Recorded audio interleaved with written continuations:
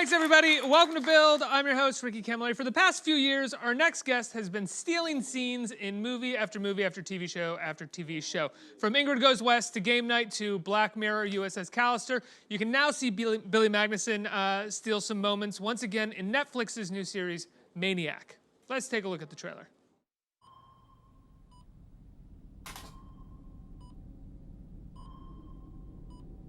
Do you know where you are right now? I'm in a drug trial.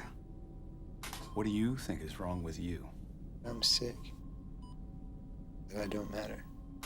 What would you say this trial is showing you about yourself? Is this therapy now? It's not therapy. It's science.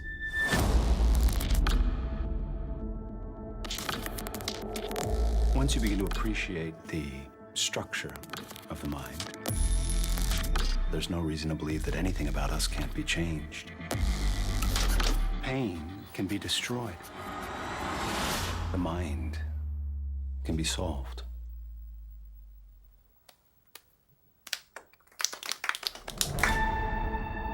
How many of your subjects have ended up catatonic? 0, roughly. My head doesn't work right. I thought maybe these people could fix me. Sounds stupid. That doesn't sound stupid to me. Okay, people, let's begin. In 5, 4, 3, 2, 1.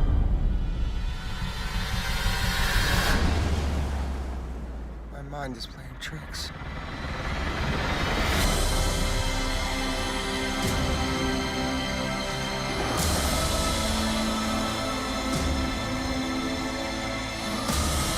This is some multi-reality brain magic shit. I don't know what's real and what's not.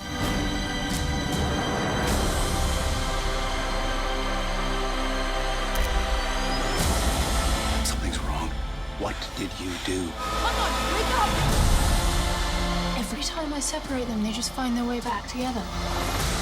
You're not protecting those people in there.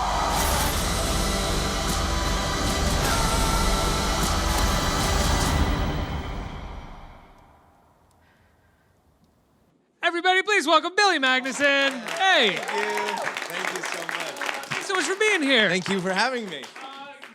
I said this to you in the green room. I'll say it right here. Congratulations. I feel like you've had an amazing few years right now where I just keep seeing you pop up, not just stealing scenes in movies that I'll forget about and you were great in, but also in great movies surrounded by extremely talented cast. Thank you. Every opportunity I've gotten, I've been so lucky and blessed to have. It's surprising and shocking to me as well. Yeah, it really is. I mean, it's a hard thing to be a part of projects that end up great all the time, because so often in this industry, something looks great on paper, and it doesn't necessarily turn out at the end of the day. Yeah, again, I think everyone's just trying to do their best, no matter what project it is, and I've been fortunate to have my path go along this journey. It's crazy, man. I every day I'm like, again, being here in this moment, I'm like, how did I get here? I have no clue, and I'm again gracious for it. Because how long have you been doing that? How long have you been acting now? Auditioning and going out trying to get parts? Professionally, over a decade now. I graduated North Carolina School of the Arts and came to New York and just started waiting tables. So when did you get your first part? My first job was the Eugene O'Neill Playwriting Festival up, I believe, in Connecticut. Got fired from it. So that started off pretty strong. What was the part? It's a playwriting festival, and I was so nervous. It's all about the playwright, and so I was nervous reading and whatnot. I was making up words and just trying to improv, and that doesn't go well with a play. Playwright. No, not with playwrights. But my first real, I guess, was As the World Turns, this soap opera, and I am ever grateful for that experience. That just showed me a new light of the industry. I, again, went to a conservatory for acting, but then showing up where people's time and money are on the line, and it's happening. It's really eye-opening. It's no more, you don't get a second chance. It's like you're either here to do your job or you don't have a job. And you got pages when it comes to soap operas, yeah, right? There would be a lot of pages. 40 pages in a day. You'd just be like, here, memorize this. And I remember watching the guy who played my dad on the show, veteran Scott Holmes. I swear to God, he would have the scripts, and they'd be like, 3, 2, 1, action, 3, 2, 1, action, and he would hide his script, and he would have the whole scene memorized. And you're just like, how did you do that? And then you would ask him what was he saying. He was like, I don't know. Right. Yeah, it would be gone like that, in and out. But Is that a trick that you picked up from him at all, or did you still have your own thing that you have to do to memorize? yeah, I think it changed again when I was doing the soap opera world. Your muscle becomes stronger of memorizing things and retaining, and then also discarding it when you don't need it anymore. Now, for me, it's really sitting down with the text and going through it, understanding why each word is specifically written. Because you want to honor the author of whatever piece you're doing, but you want to. It informs the character more than anything, the way they speak. Because that's where it stems from, I guess. Yeah, you don't want to show up and sound like someone who's like not human doing these lines. Oh, well, you don't know. Maybe you're playing an alien. So. Fair enough. Yeah. Fair enough. What was the role that? I mean, do you feel like there was a role that launched you a little bit into this sort of next phase where you're in all these different projects? I had the opportunity, very luckily, to be a part of a Broadway show called Vanya and Sonia and Masha and Spike. And thank you. Thank you. Yeah. I got to do this play and work again alongside Sigourney Weaver, David Hyde Pierce, Christine Nielsen, and just observed these talented legends work and be on the playground with them playing. I would say that was where a high-profile piece of work I was on that got notoriety. And then from there, it kind of helped snowball or give attention to my work. I would say this is what I'm guessing. I don't know. Have you called that playwright back that fired you, your first job? No. Like, hey, did you see Game Night? No. I would never do that. I think I was disrespecting his work, so I couldn't do that. Yeah. So tell me about Maniac. You play Jonah Hill's brother, as well as a kind of vision of his brother as well, that kind of interplays with whatever's going on in his life at the time, and you're kind of a jerk. Yeah, I would say I'm Jonah Hill's antagonist through this film, and where a lot of his mental struggles or strains come from are stemmed from him and from my character and his entire family. This Maniac, to me, about this show is all about connection and really being seen for who you are. And these two characters are searching for each other in multi-planes of reality. Playing Jed through this and to be against Jonah, the hero's only as good as the villain, so you have to kind of up your game to being that nasty identity or a dark cloud that surrounds him and puts him in this panic state of a maniac, I guess you can say. I feel like I think I'm rambling. I'm sorry. No, you're not rambling at all. You've been cast as a kind of psycho a couple times. Yeah, now, a few right? times. I don't know why. The Oath, Yeah. a bit. Maniac. Maniac, yeah. Ingrid, you're not the nicest guy, but you're not necessarily a psycho. But that's what was really cool about Ingrid Goes West. Who was the real villain in this? The lead girl, Aubrey Plaza's character, was stalking someone via a social media platform. And, that's kind of insane. And he was the only character that was confronting her and being like, you're doing something wrong, even though he was kind of an asshole about it. Like, there was no real hero in that one. But the villains in that movie were kind of the ones who knew how to use social media in a way that didn't make them look psychotic, but they were, because they knew how to mask it through this thing. Yeah. And she was just kind of, you sort of sided with her because she just didn't know how to mask how psychotic she was. It was a great film. Again, Matt Spicer and Aubrey put an amazing film together. And David Smith, too, is the writer of it. Where do you think this comes from, though, that you get cast as these psychos? I think it's just my face. I think, I don't know. I think this is the face of a villain right now, which is scary and sad. Do you feel that way? I do. And I think there's good cause for it, and it's scary that it's out there like that. I think we live in a very intense time and world, and these super powerful, power is very disheartening right now. Or, we live in a world where these images of people of high society are kind of the villains now. Yeah. Do you feel a little like, but that's not my story? Like, I know that I may look like that to you guys, but I just, do you feel the need to consistently be like, but that's not my story. I That's grew not up, me. I'm a son of a carpenter. I grew up in a construction site basically my whole life, blue collar. Never went to an Ivy League school or anything like that. Yeah. What was it like when you told your parents that you wanted to be an actor? Actually, my dad had a beautiful response, and I will always remember it. I told him, hey, I want to go to this acting conservatory for college. And he went, and then took a moment and looked up at me and said, good luck, and was supportive and had my back the whole way. Were your family? Did you come from a family of college graduates? Had they gone to school or anything? No one. I still haven't actually technically graduated college.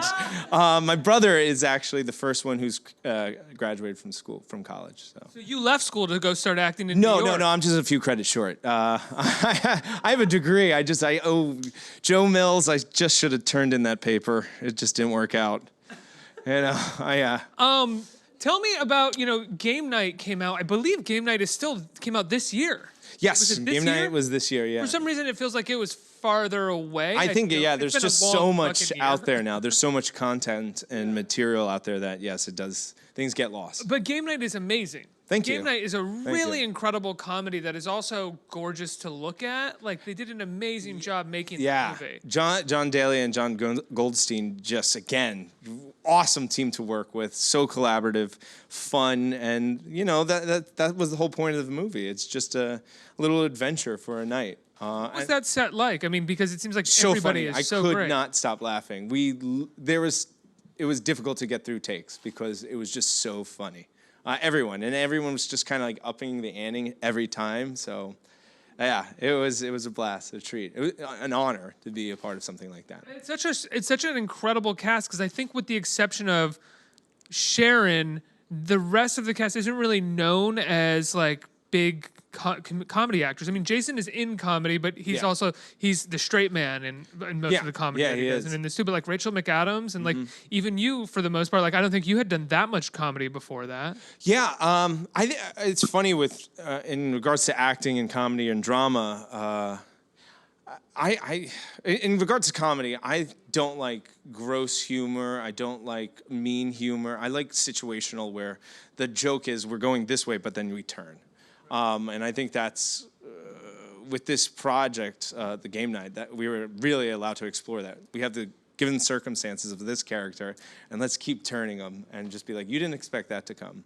Well, that's the best part of Game Night. You never expect where it's going, and you never expect them to peel more layers back off of the characters. Yeah. Like, studio comedies never peel the layer off the character. It's just kind of like, this guy just go is this deeper. thing. Yeah. I think everything is, we should do that. I think we do, socially now, we don't go deep anymore, and we don't take the time to listen or breathe or just be bored, We just need that a little. Everything's a headline or a tweet that we can kind of keep flipping through. Yeah, and we don't expand upon an idea.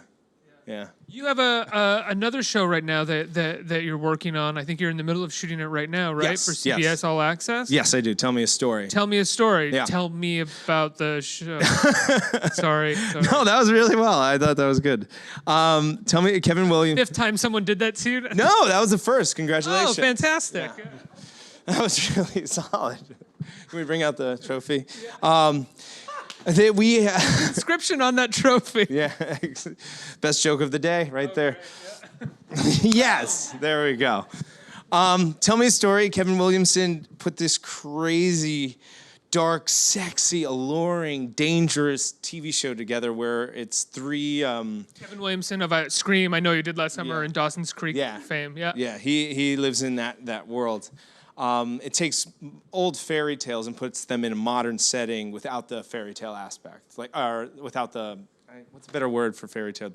It's grounded in reality, just the basis of the story. But it's Little Red Riding Hood, like the themes of the fairy tales, but grounds them in reality. Yeah, hold them in a modern time or a modern way. Whereas like Little Red Riding Hood would be there is a wolf chasing her, right? The wolf is something. Or what else. if Little Red is actually the wolf this time? Ooh, scandalous. There it is. What do you play in the show? Do you... Little Red Riding Hood. I think that reveals too much. So when can we see the show? Do you know? It comes out Halloween. So. Oh, it comes out on Halloween. On Is Halloween. it going to be week by week, or are they dropping like all the episodes at the same time? I wish I could answer that question for you. Okay. I don't know. I don't know. I just know we're still shooting when it drops. Okay. So I can't imagine they're going to be like, here's all of them, because yeah, we're not 'cause you're done not with them. done yet. Yeah. So Let's get some questions from our audience. Who has a question? great.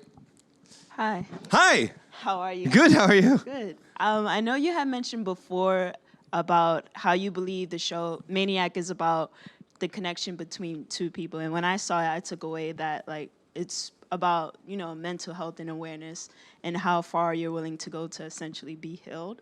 So I wanted to know, how important is it for you to draw your own representation or your own opinion of the story, and how do you apply that when acting? Do you go off of what it says on paper, or do you go off of what you believe?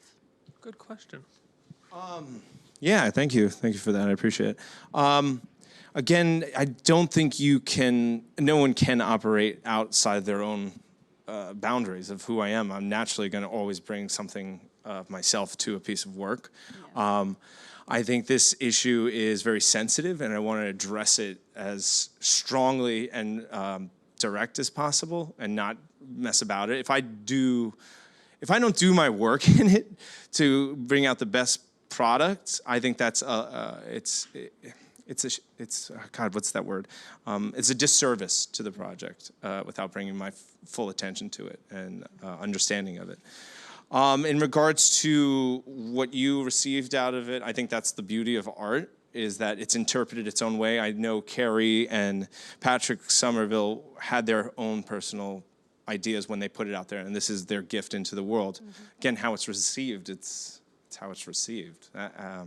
I don't know if I'm answering any of your questions, but you came up here so charmingly and nicely and asked it, and I wish I had a better answer. When you're on set and you're working with a director and you have your own... Thank you. How does it work if you have an interpretation of a scene that is potentially different from the director's interpretation? How do you meld the two? Or do you just try to just go the way of their interpretation? I think... I always hope to work with artists that are collaborative, and I truly believe the best idea should win. The scene should be shot the way it deserves to be shot. I also understand when someone has a specific vision. As an actor, I am just trying to fulfill their vision. And I will show up, stand where I need to stand, portray it the way they want. But as an artist, personally, I love collaborating, say, let's get the best story out of this. Where's the meat and potatoes? And I think the true artists listen, and they listen to what's happening in their world and the people they're dealing with. Do you feel that way with Cary Fukunaga? Absolutely, 100%. There were days I showed up to the set and I'd be like, what the fuck you want me to do? And then we would work through it, and then through that, it just sparked fires everywhere. And you're like, okay, yeah, let's add this. Let's put that in there. Oh, we're getting a little away from it. Let's go back here. And you work it. Well, you can tell that you guys had fun with the visions of you throughout it. I mean, specifically, right from the top, we've got you in, like, earmuffs. yeah, it was cold. I think was it really? Yeah. And then you kind of storm off, and I think you shout, like, fuck off or something from the back. Don't F this up. Yeah. Don't fuck this up from the background somewhere. Yeah. And I feel like that's something that would be found in the moment that is so... No, that was in the script. That was in the script, that you was running off? In the script. Because it's so funny. Yeah. Well, the whole point is, like, what just happened? Yeah. Was that guy there? Was he not there? Again, Grimson is an identity that... Oh, spoiler alert, or should I? It's up. It's on there. Yeah. Owen, he has a vision, and this is someone he finally wanted someone in his family that he could connect to or relate to, but it's still influenced by the negativity from his family regularly. Yeah. I think next question. Hey. Hey. So you sort of kind of answered what I'm going to ask, but I'm going to ask something else too. Let's rock it. So it's like, how do you become flexible and tangible when it comes to working with different writing styles or different writers when you're on set, so you don't get trapped up into different forms? I think that actually this is so important. I really do. Don't be afraid to ask for help. I think we're not in this world alone, and when you don't understand, it's okay to be like, I don't get it. My whole career, I failed so many times. And because of that, I've gained so much strength because I knew where my limitations were and was not afraid to ask for help. Again, we're just playing, we're telling a story, and we want to tell the story the most authentically. And if you could sharpen your tool down as best as you can to get it working the most efficiently, that's the goal. So, yeah, I think take it as far as you can, and when you can't take it any further, ask someone else to help you. Yeah, don't be afraid of doing it, with people. I think we have time for one more. Yeah. Hi. Hey. Yes, you did. Yes, you did. Okay, so this seems like a fairly psychological and introspective show. Yeah. Is there anything that you learned about yourself through making this, or found kind of a new way of thinking through this show? Yeah, I think naturally, I'm guessing you're in the industry as well, and. I mean, I'm a student, but yeah, sure. well, so you're in the industry, yeah. Everyone's making it up. No one knows what they're doing. Yeah, I think you naturally tap into things that you didn't know were there. I think you should recognize them. Also, there are aspects of it that I loved, and then there's aspects of it oh, I didn't know this was in me, and this scary part, and how do you control it? And yeah, how do you control it? I think, again, you're constantly growing. Once you can't learn something new or grow from something, you're losing if you're not open to change. Yeah. Do you find when you're performing Thanks. Okay, bye.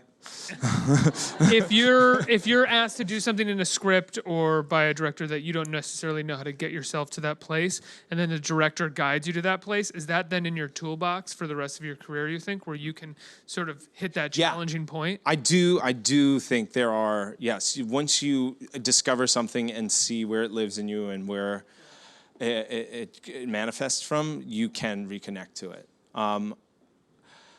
There was something you said in the first part of that sparked something for me. I think it's working and having director. Safe. Feeling safe is a very important thing, and I always hope to work with directors that make you feel safe and say, "Listen, I'm going to guide you. I will protect you, but let's go somewhere. Let's explore it. If it's too much, I got your back." It's just creating a safe space where you can be vulnerable, because it is. Acting is a part of you. Yes, we also create these characters and whatnot, but it is a very vulnerable state, because I do things in a scene where you're like, that's not who I am. That's not who my heartbeat. That's not it. It's coming from somewhere. I don't know. I think there's, for actors as well, when you're doing a scene or doing a particular thing within that scene that you don't necessarily feel comfortable with, not because it's not who you are, but because you're not sure how it's going to land or who it's going to work with, that is an intensely vulnerable place to be performing and be like, what the fuck is this? But also, we are in a time where you can say, hey, I don't feel comfortable. I don't want to go here. I don't want to do that. And that should be respected, too, evenly, You're not, yeah. Yeah. Well, Billy, I love your work, man. I'm glad you came by. I love your work, too. Thank you so much. My trophy joke. My joke for the... Dude, you got it. Let's bring it out. Hold on to that. Yeah. Maniac is on Netflix right now. Everybody binge it. It's wonderful. It's beautifully made. Incredible performances all around. Thank you for having me on. And Tell Me a Story is going to be on CBS All Access Halloween. on Halloween. Yep. And there's so much more to look for with The Oath. Yeah, The Oath's coming out. Oh, yeah. Excuse me. Yeah. God, we didn't even talk about The Oath. Yeah. Well, Ike was here this morning. Ike was here with Tiffany Haddish. Yeah. That comes out this Friday. Yes. And you play a fascist in it. I basically do. Yeah. It's really a disgusting part again. Why am I the bad guy, dude? I'm not the bad guy. You bring her around a little bit. I hope so. Someday I'll be a hero. Billy Magnussen, everybody. Let's hear it. Thank you.